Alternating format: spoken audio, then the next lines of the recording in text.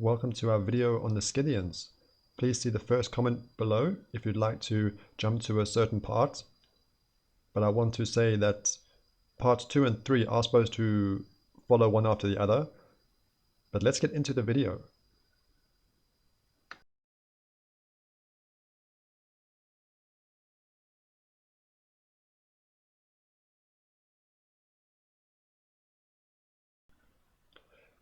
Let's start by looking at the Bible, Genesis chapter 10. We learn that Magog is the second son of Japheth, son of Noah. If we go to the work of Josephus, it says, Magog founded those that from him were named Magogites, but who are by the Greeks called Scythians. So we can see that by looking at Magog, we're not going to be going off course for this video on the Scythians, according to Josephus. What I've done is I've just made some notes, taking the connections from various Wikipedia pages. Just thought it might be easier to look at it like this. So we have Magog as the ancestor of the Goths, according to Jordanes in his Getica, and we've just been speaking about the Goths in our previous video. We have a different researcher or scholar saying that there were 5 sons of Magog: Sueno for the Swedes, Getar for the Goths, so another connection with the Goths, Ubo, Thor, and German. Now this name Thor mentioned here is very interesting. So we're going to come back to this with the mythology later in the video. Another account for Magog and the ancestor of the Finns, or as ancestor of the Finns.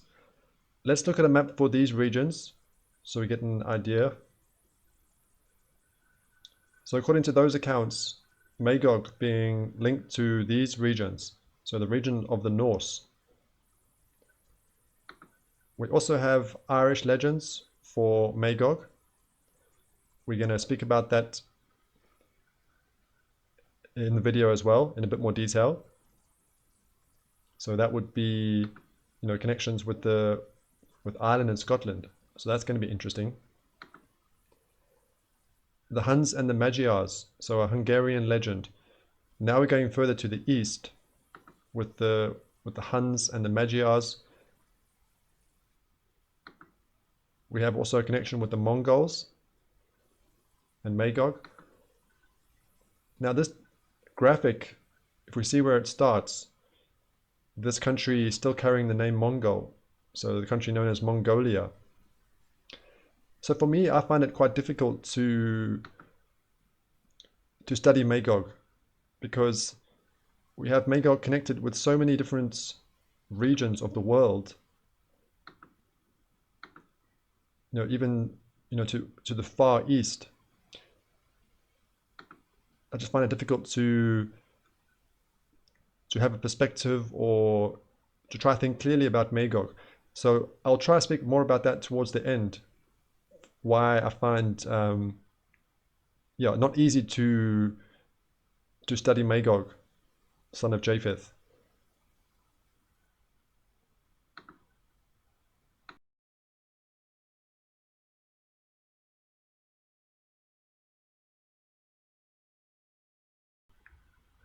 We can't really speak about the Scythians without looking at the legends of Scotland and Ireland. Let's first learn why we have to think about Scotland with the Scythians. There are scholars that connect these names, so the Scythae with the Scot. So when we look at this name Scotland, are we actually saying the land of the Scythians? Now there's another interesting part to this.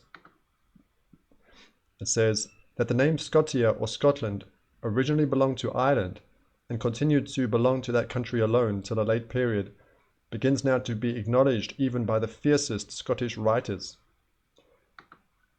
So the land of the Scythians, did it originally apply to Ireland first? So then the history should show some sort of a migration north or an invasion towards the north. So that's very interesting. And it does sound like there's some sort of intense rivalry here that we have to be careful of. That could, be bias. So very interesting now that we have to think about the British Isles for this history of the Scythians. So let's look at the legend. We have mentioned it in the playlist already, but we'll cover it again. Now, the scholar does say that these Irish authors, this Irish legends, it says that it's perverted and corrupt and more foolish than folly. But then he says that the Scottish legends are far more rational of the two. So that would be the legend of Brutus. So he's saying that that legend with the Trojans and Brutus is more rational of the two. But let's look at the Irish. So it says, the Irish story is briefly this. Phineas Farsa was a great-grandson to Japheth, one of Noah's sons. Farsa's son Niall came from Scythia to Greece. So coming from Scythia. So where was Scythia? Niall's son Gaetelus went to Egypt and thence to Spain, where he founded a kingdom, which there lasted for 13 generations before Milesius.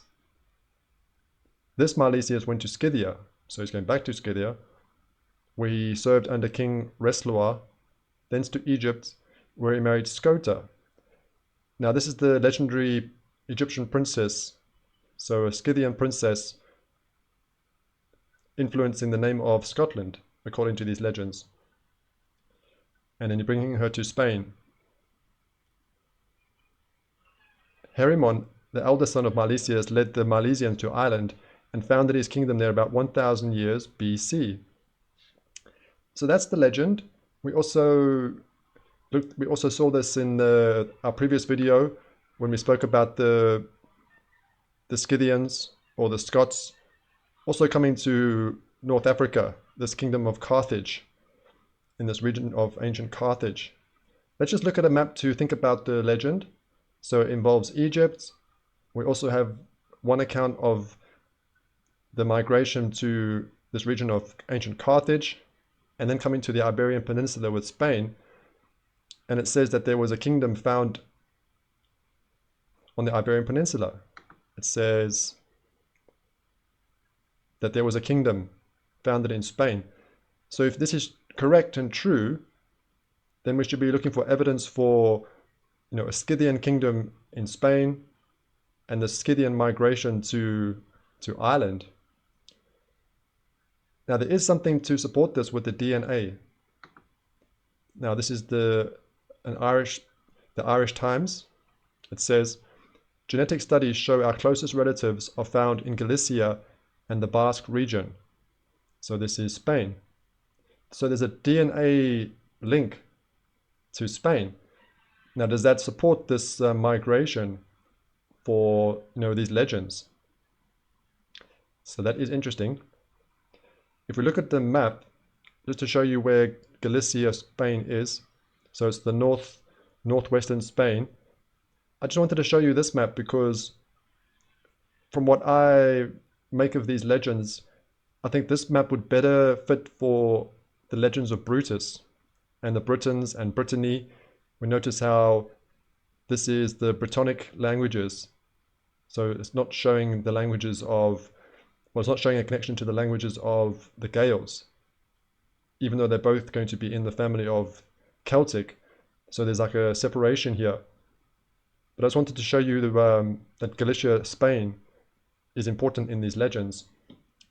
And I'm still not quite sure what to make of this with the way this researcher is saying that the Irish legends are foolish and folly, but then the Scottish ones, those ones are more rational of the two.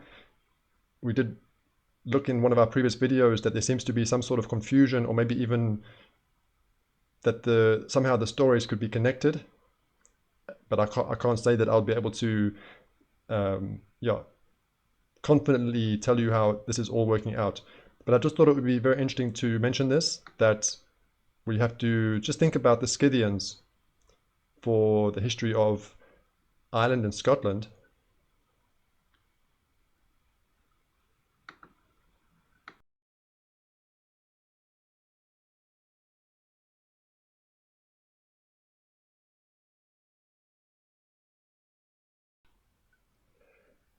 let's look to see what we presented with for the Scythians.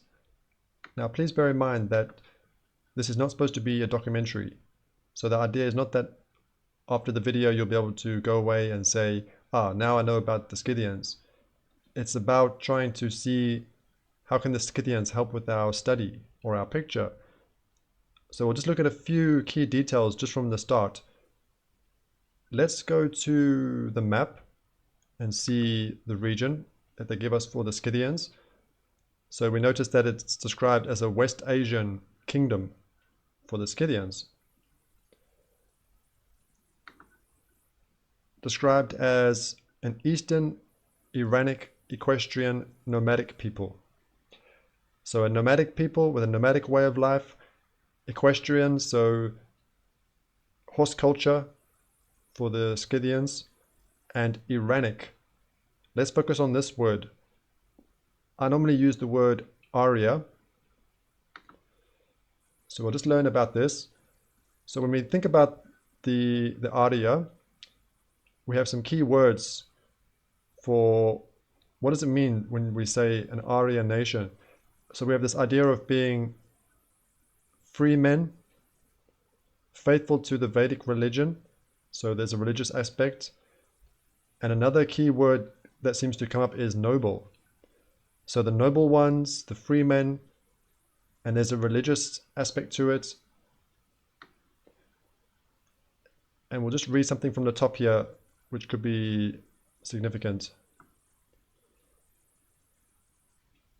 Now, what does it mean to be an Arya? Just want to see if I can find it. So it's saying that it's more about religion, culture, and language, not racial. So that's something to think about. So if you practice the religion and the culture and the language, can you describe yourself as an Arya nation? Now, if you focus in on the religious aspect, we learned about the Phrygian cap. Let's go to a picture so we can just remind ourselves about this.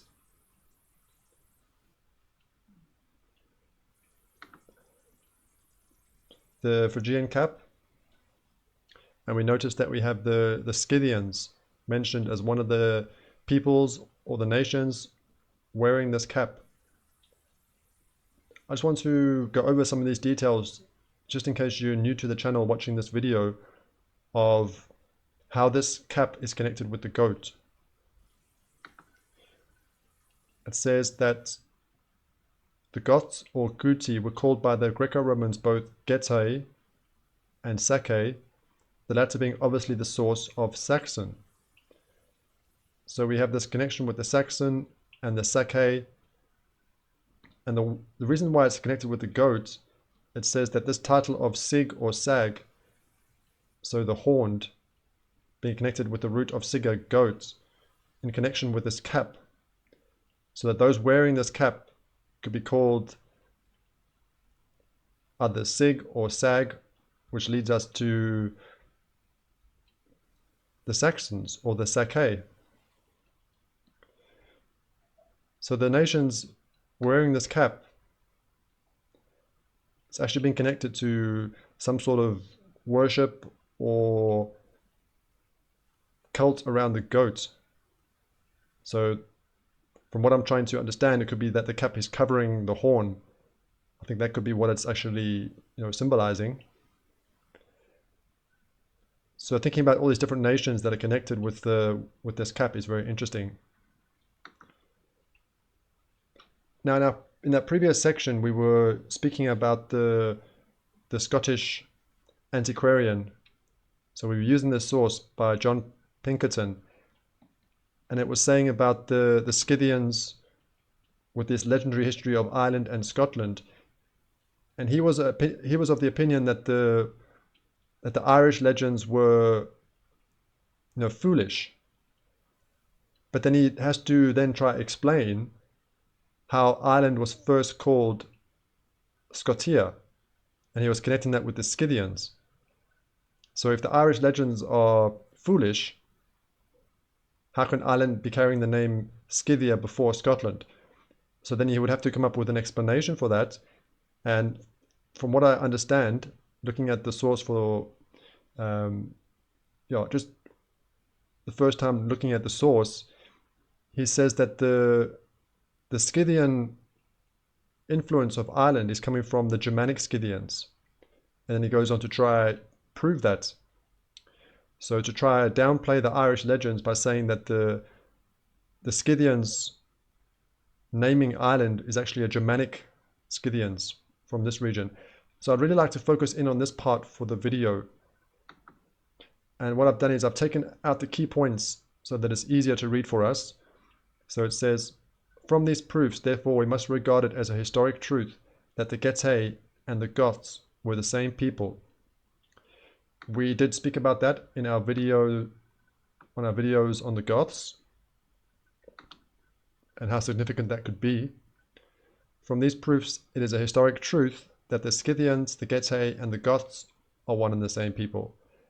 So that all these peoples are the same, according to this scholar. It is therefore historic truth that the Scythians, otherwise called Goths, came from the present Persia into Europe and northwest progress, and that Scandinavia, instead of being the country whence they sprung, must in fact have been almost the last that received them. So this is quite a critical point to put forward. We have the main body of, let's say, accepted history for the Goths, that their origin is in Scandinavia. And we mentioned about the migration in our foundation video. So this scholar is of the opinion that we should be looking to Persia for the origin of the Goths or the Scythians. And we did find some interesting details in our videos how we might not be getting the true picture for the history of the Goths. Okay, then this next part, it says, thus we are come to the very crisis of our research. If we cannot show the Germans to have been originally Scythians, this dissertation is inept. So now it's a crisis for the research.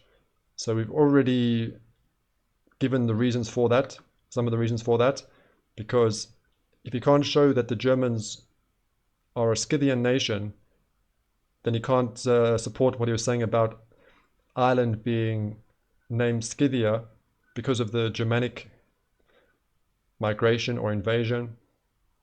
Now this is very interesting, the points that he puts forward. That's why I really would like to focus in on this. So we're just going to read some of them, just a few of them. So he goes for 3 main avenues to prove this.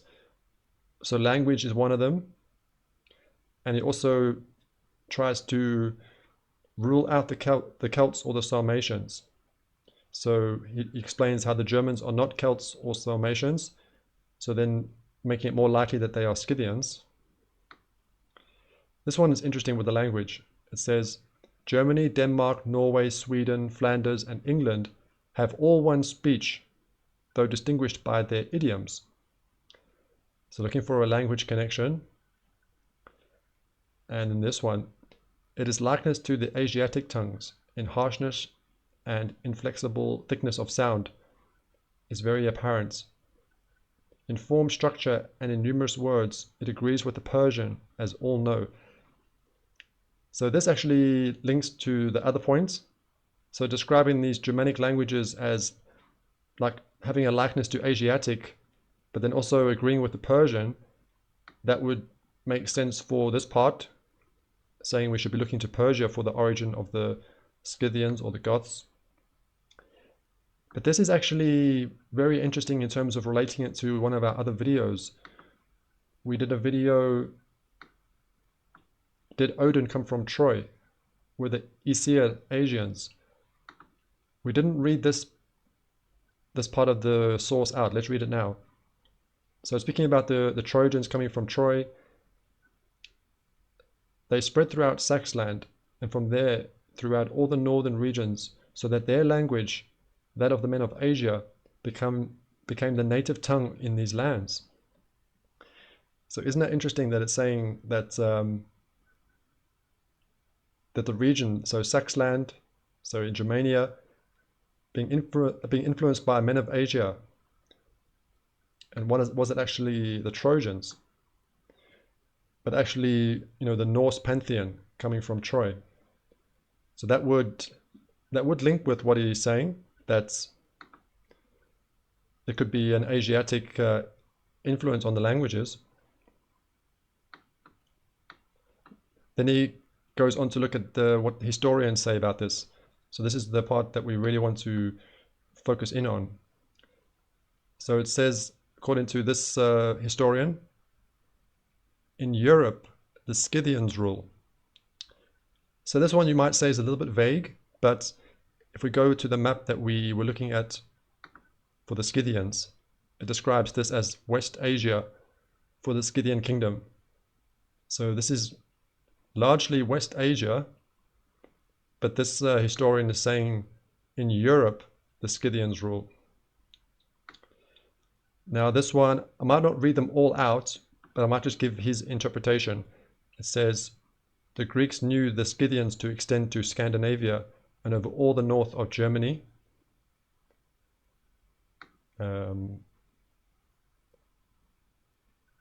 Yeah, this one was an interesting one. So we'll just go to his interpretation. You can always read these ones. He's saying, according to this, Scythia is palpably Germany. So Scythia above Gaul. So Gaul we know is strongly connected with France and Belgium. So it's saying that Scythia to the north of Gaul. So that would support what he's trying to argue. But we're getting to the really important one now. And Strabo knew that the Scythians of Germany were the Getae. It says, the Suevi hold the south side of Germany, which is beyond the Elbe. After them lies the region of the Getae. So this is very interesting because let's just read the interpretation. Hence it is clear that Strabo looked on these three grand divisions of the Germans as Getae, Scythians, or Goths. So we've seen the Getae being described as a Germanic nation. I just want to remind us of where we're told to look for the Getae. So this is the map that we used. So this highlighted area here for the Getae. But now this is saying that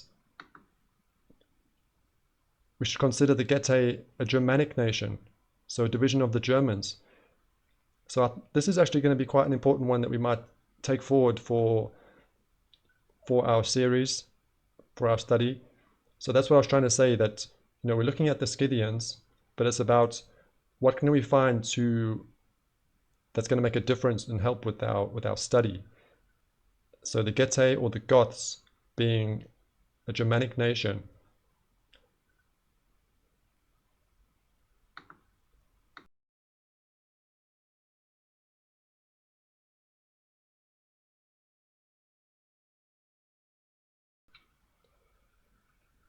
I'd like to finish this video speaking about the mythology and trying to explain why I was saying that I found studying Magog difficult. We noticed that in this example we see the name Thor, which is a legendary or a mythological name, but now it's in the genealogy of Magog. And we saw the Scottish antiquarian saying that the Irish chronicles were distorted or even perverted. So very strong words from that scholar against from the Irish legends. So if we look at the genealogy, we see how it has Noah, Japheth, and Magog for this royal line of the Scots or the Scythians. I just want to read something from a source that we used in one of our videos. I thought this was very interesting. So it's speaking about the British and the origin myths. And I was saying about how, it seems quite confusing, or there might even be like mixing up with these myths.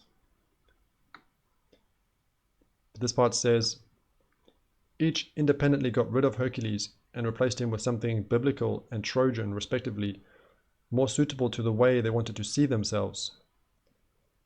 So is this an example of what this scholar was speaking about, where in this genealogy it's got Noah, Japheth, and Magog? It even goes all the way back to Adam, trying to give a biblical genealogy. But why would they want to get rid of Hercules? So I'd like to share an example in this video. Earlier on in our playlist, we looked at his son Celtus, son of Hercules. Now we want to keep it related, so we're going to think about the Scythians and Hercules. So this is interesting that in the Scythian mythology, there was a god called Targiteos or Skutes. The ancient Greeks identified him with their own Hercules. So Hercules himself may have been, called the Scythian.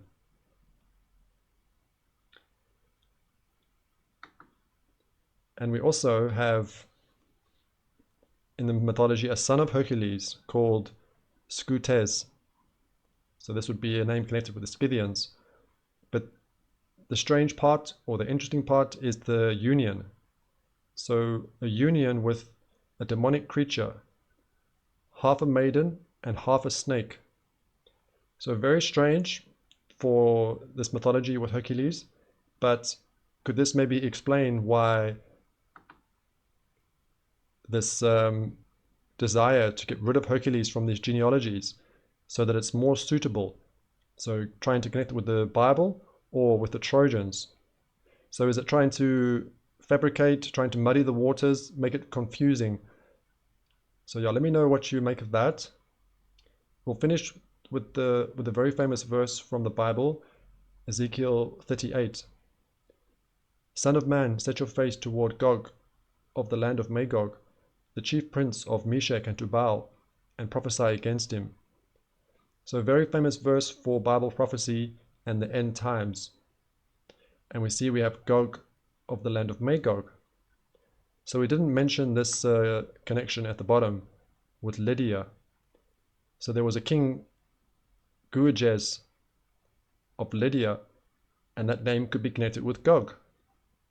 So maybe we could say like a King Gog of Lydia.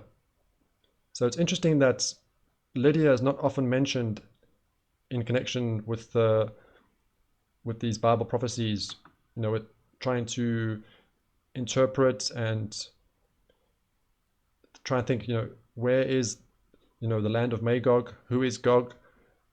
Lots of different theories out there, and you have to wonder if again there's trying to deceive or muddy the waters, maybe trying to push certain agendas. So yeah, just interesting that Lydia is not often thought about.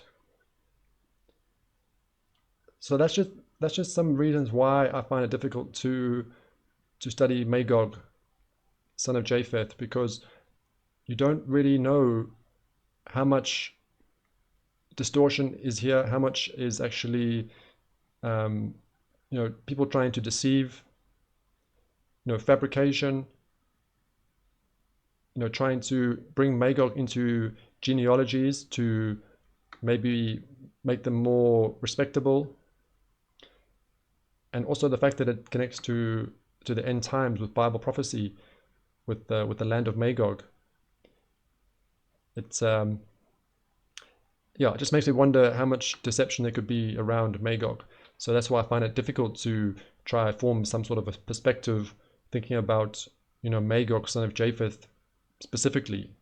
How much of this stuff is actually not connected with Magog, son of Japheth.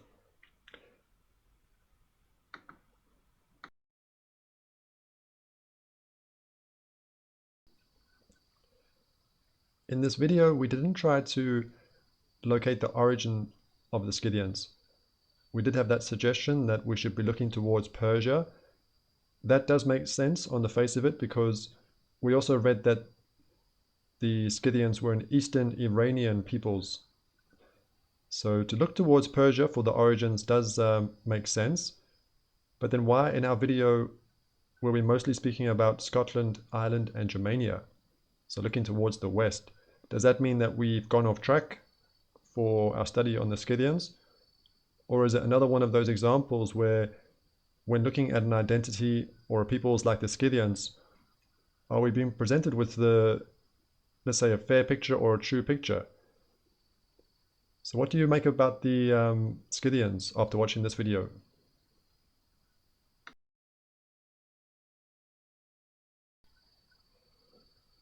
In our next video, we're going to be looking into the history of the Celts, what little history we have. But thank you for watching this video. If you'd like to share a comment about maybe something you know about the Scythians that could help, we would appreciate that. Bye for now, and hopefully we'll see you in another video.